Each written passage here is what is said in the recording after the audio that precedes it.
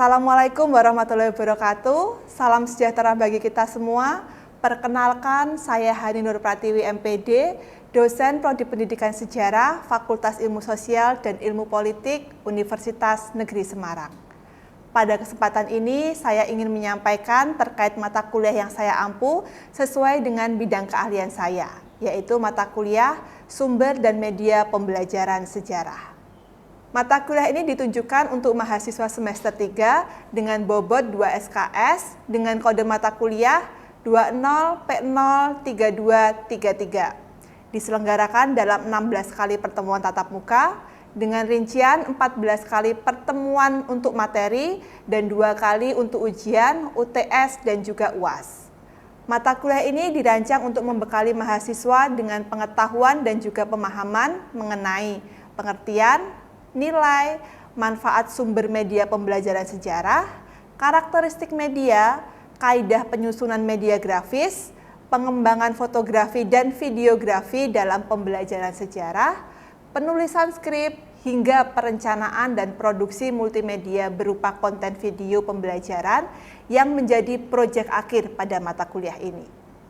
Adapun capaian lulusan atau CPL pada mata kuliah ini adalah CPL 7, CPL 9, dan CPL 10 yang telah tertuang dalam RPS dan telah divalidasi oleh Koordinator Prodi Pendidikan Sejarah dan juga gugus penjamin mutu Prodi.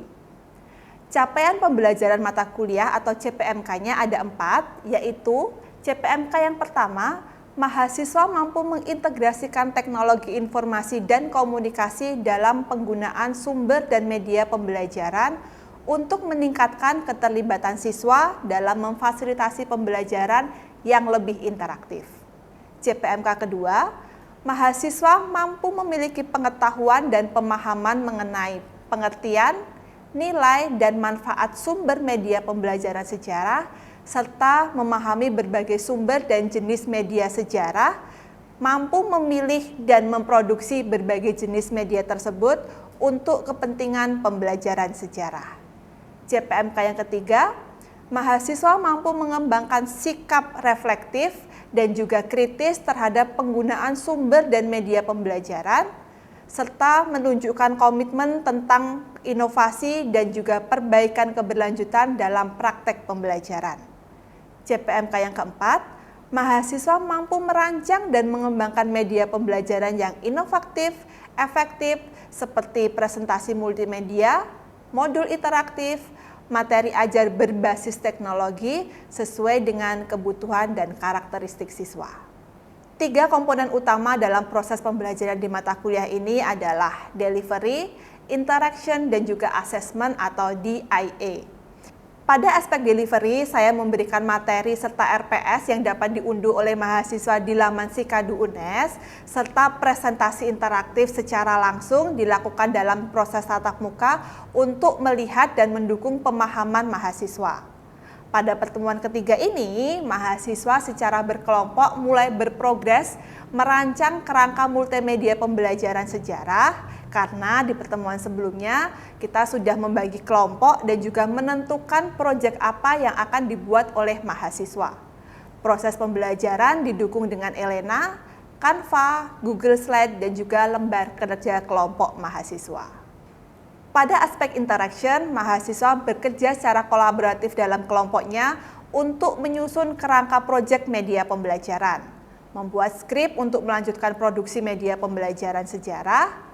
Aktivitas ini dirancang untuk mengembangkan kemampuan berpikir kritis, kreativitas, dan komunikasi serta kolaborasi sebagai kompetensi penting di abad ke-21.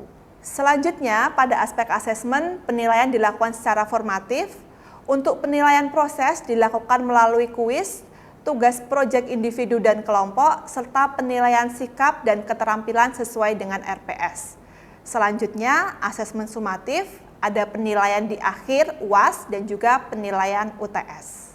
Model pembelajaran yang digunakan pada mata kuliah ini adalah project based learning dengan metode produksi konten video, praktek, kolaborasi kelompok, demonstrasi, dan respon interaktif.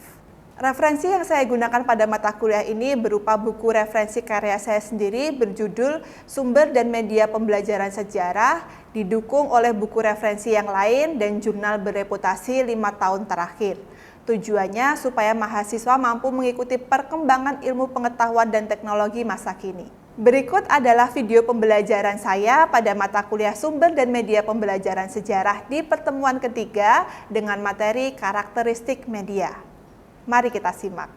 Bismillahirrahmanirrahim. Assalamualaikum warahmatullahi wabarakatuh. Waalaikumsalam warahmatullahi wabarakatuh.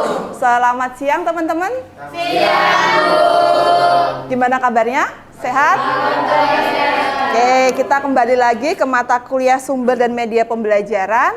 Hari ini siapa yang nggak masuk? Oji. Oke, Oji kenapa? Oji sakit. Sakit. Tadi nanti tolong suruh izin ke saya ya. Iya, Ya. Bu. Yang lain aman semuanya masuk? Oke. Teman-teman, hari ini di pertemuan ketiga kita akan belajar tentang karakteristik media pembelajaran. Masih ingat di kontrak perkuliahan pertemuan pertama? Kita ada tugas akhirnya berupa project. Nah, project ini secara berkala akan kita cek update-nya teman-teman udah sampai mana. Tapi sebelum kita checking, hari ini saya akan menyampaikan materi terlebih dahulu. Sudah siap belajar? Siap. Oke. Materi apa hari ini?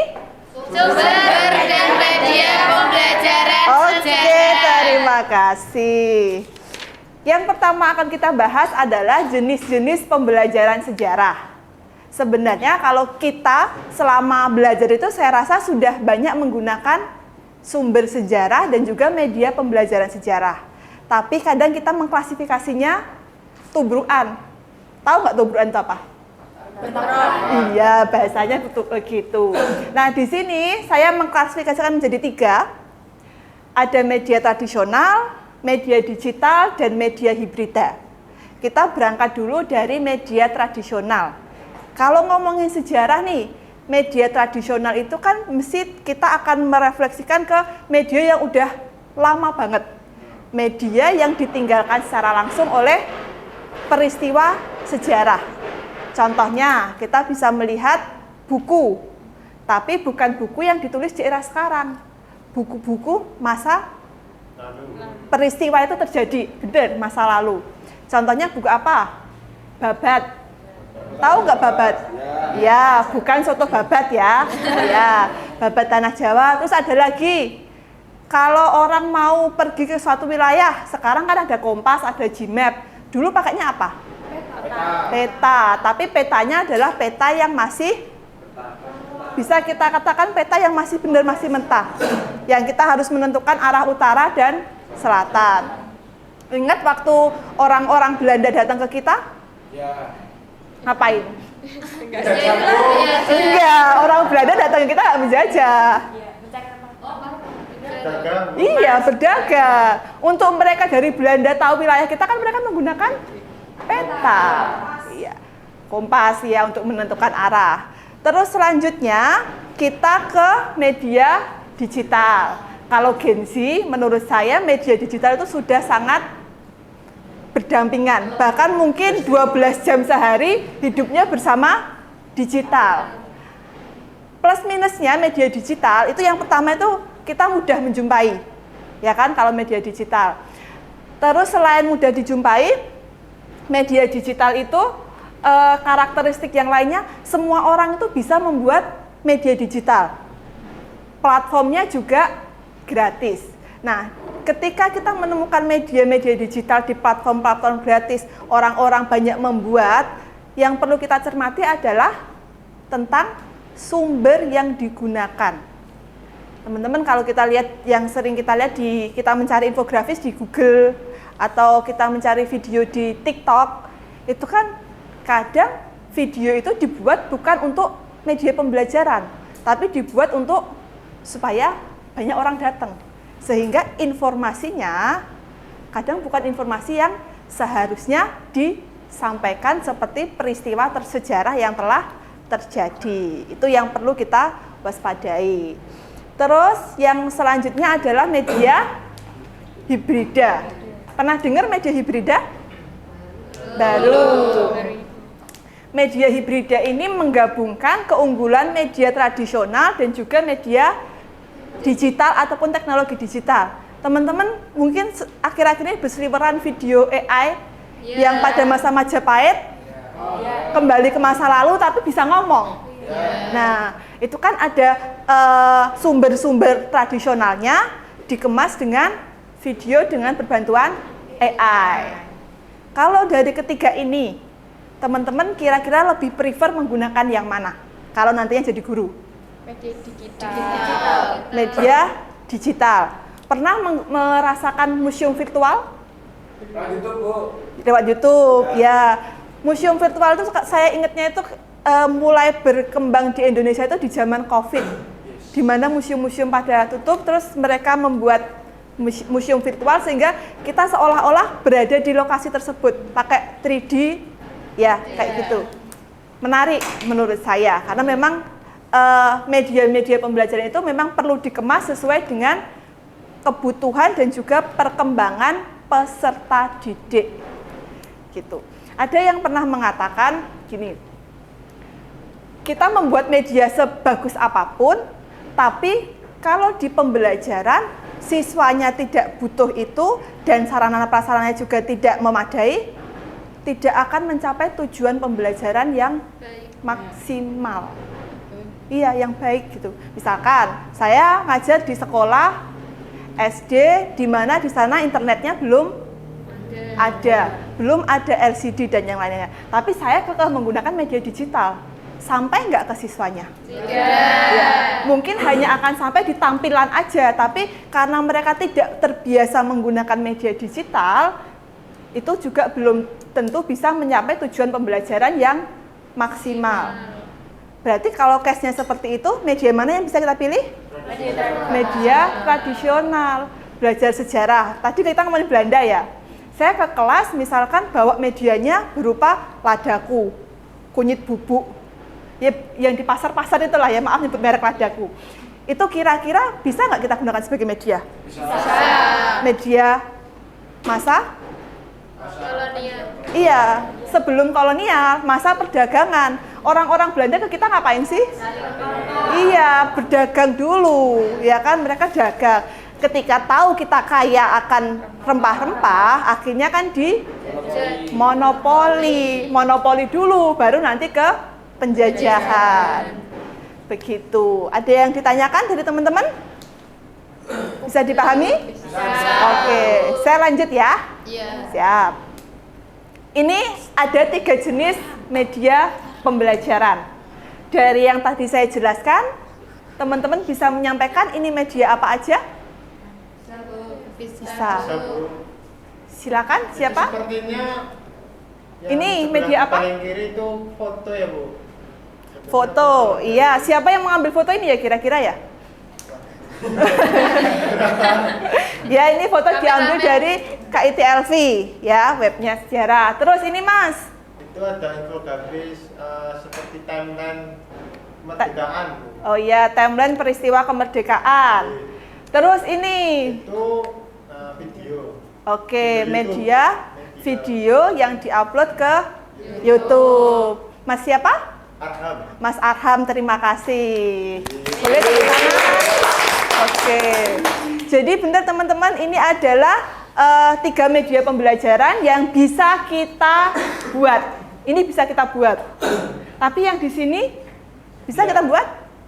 Tidak. Ini termasuk karakteristik media tradisional, fotografi. Tapi foto yang diambil pada masa terjadinya peristiwa sejarah. Sedangkan kalau ini infografis, itu kita bisa menggunakan foto sumber-sumber sejarah yang terjadi pada masa peristiwa sejarah, kita bisa tampilkan di sini sebagai footage-nya. Begitu juga dengan video.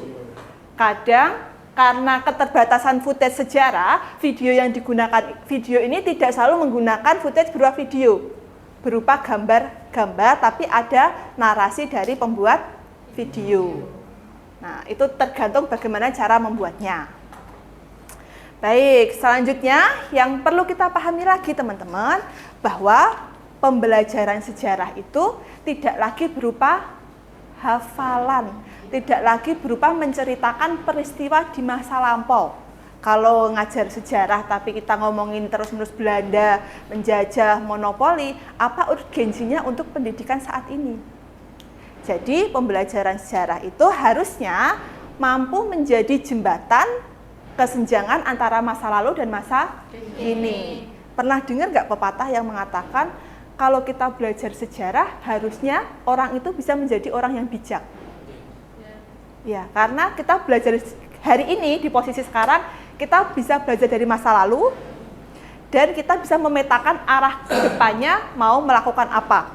Kalau di masa lalu ada kebaikan, ambil kebaikannya. Kalau ada keburukan, jangan diikuti, ditinggalkan ke depannya biar kita bisa menjadi yang lebih bijaksana, yang lebih baik kayak gitu.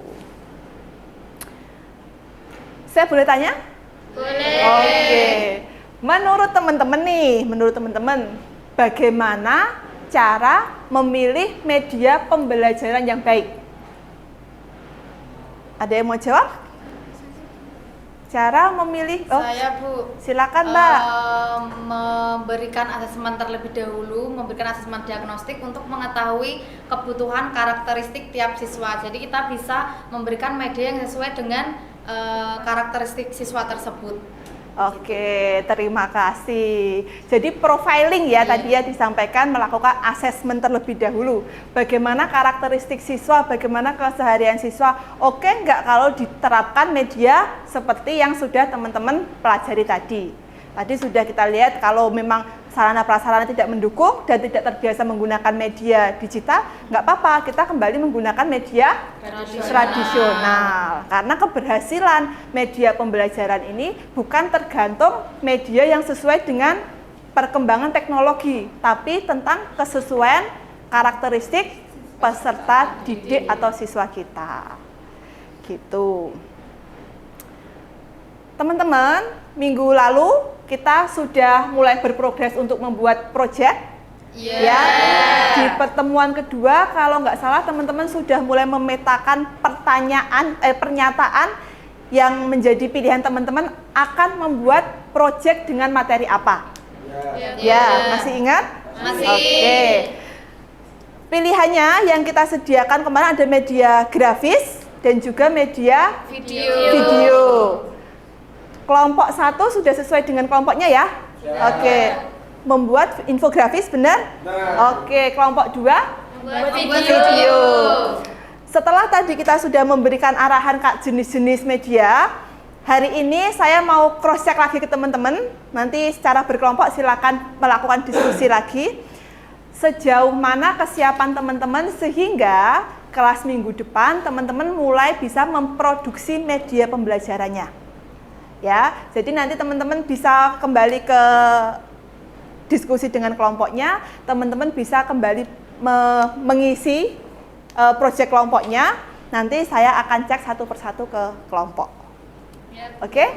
Oke, sekarang silakan diskusi dan melanjutkan mengisi proyek kelompoknya.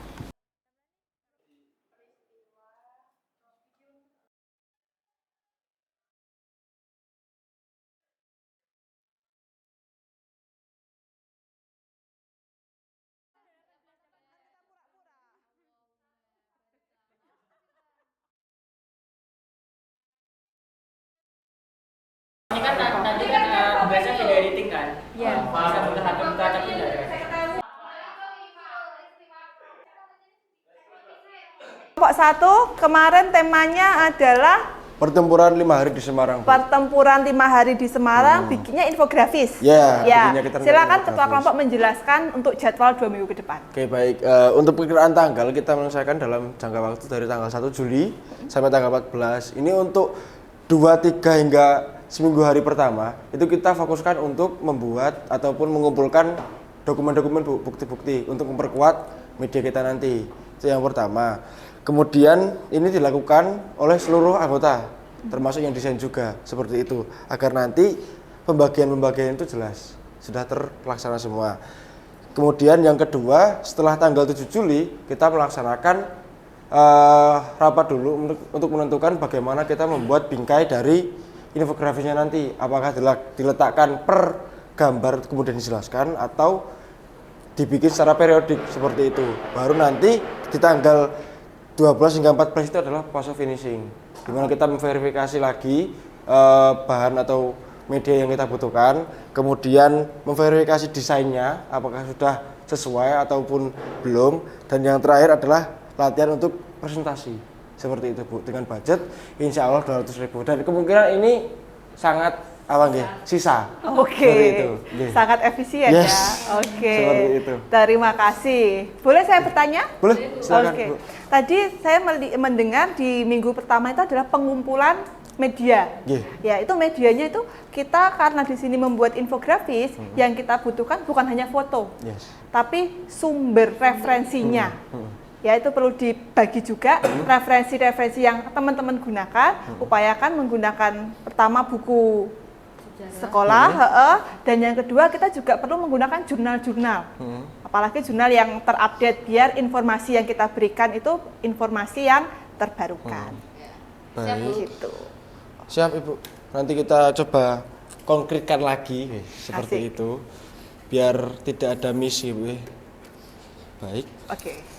Cukup Baik, Ibu. Nggih, terima dari kasih kelompok kelompok 1, selamat bekerja untuk minggu depan. satu. Ya, makasih Ibu. Ya. Oke, kelompok sini kemarin mau membuat media proklamasi ya, berupa video. Oke, bisa dijelaskan bagaimana kira-kira selama 2 minggu ke depan? Baik Bu, kami sudah mensepakati untuk menyusun jadwalnya itu.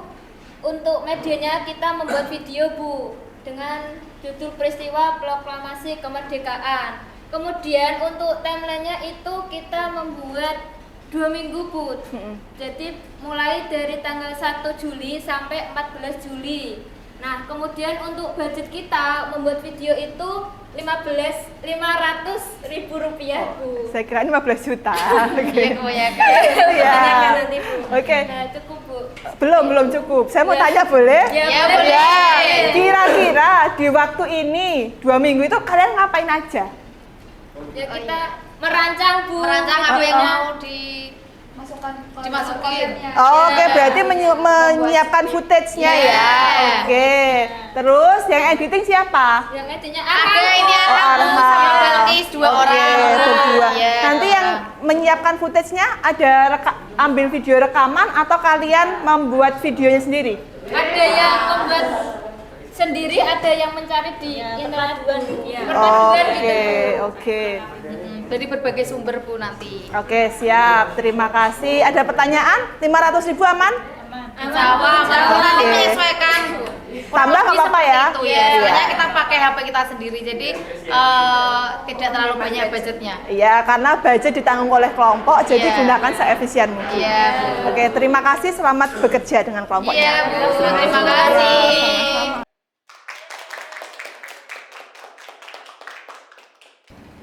Satu hal yang perlu teman-teman cermati ketika teman-teman tadi sudah memilih materi dan medianya untuk membuat media pembelajaran, itu adalah bagaimana media yang teman-teman pilih secara berkelompok itu bisa menjadi solusi terbaik bagi peserta didik. Nah, padahal tadi kan kita melihat ya, bahwasanya ketika kita memilih media pembelajaran harus melakukan profiling peserta didik. Tapi posisi kita sekarang adalah membuat medianya dulu, baru media ini akan diterapkan ke peserta didik. Jadi teman-teman bisa profiling secara umum. Kira-kira kita membaca dari RPP guru, tujuan pembelajarannya apa, itu yang akan bisa kita jadikan acuan dalam membuat media pembelajaran. Oke, bisa dipahami? Bisa. Untuk progresnya nanti, karena minggu depan saya tidak bisa mendampingi teman-teman dalam progres kerja kelompoknya, saya sudah membuatkan tempat pengumpulan di Elena. Jadi minggu depan itu teman-teman melakukan produksi media, sejauh mana hasilnya nanti bisa dikumpulkan di Elena. Jadi saya juga bisa mengecek progres proyek teman-teman. Dan selain mengerjakan proyek, tolong ada 4 referensi ini bisa teman-teman baca terkait sumber dan media pembelajaran sejarah. Sampai di sini ada pertanyaan dari teman-teman? Untuk Penugasan juga aman? Untuk materi yang saya sampaikan bisa dipahami? Bisa. Baik, terima kasih banyak teman-teman atas waktu dan kehadirannya pada perkuliahan siang hari ini. Mohon dimaafkan apabila ada salah dan kurangnya, dan semoga apa yang kita pelajari bisa menjadi ilmu yang bermanfaat untuk kita semua. Sekian dari saya, billahi taufiq wal hidayah. Wassalamualaikum warahmatullahi wabarakatuh. Waalaikumsalam warahmatullahi wabarakatuh. Terima kasih. Sama-sama. Sekian video rekaman proses pembelajaran untuk mata kuliah sumber dan media pembelajaran sejarah pada program studi pendidikan sejarah Universitas Negeri Semarang. Video ini digunakan sebagai salah satu syarat penyusunan dokumen pernyataan diri dosen dalam unjuk kerja Tridharma Perguruan Tinggi atau PDD UKT-PT. Semoga dengan adanya video ini bisa menjadi pertimbangan yang baik dalam proses penilaian sertifikasi dosen. Akhir kata, saya ucapkan terima kasih. Wassalamualaikum warahmatullahi wabarakatuh.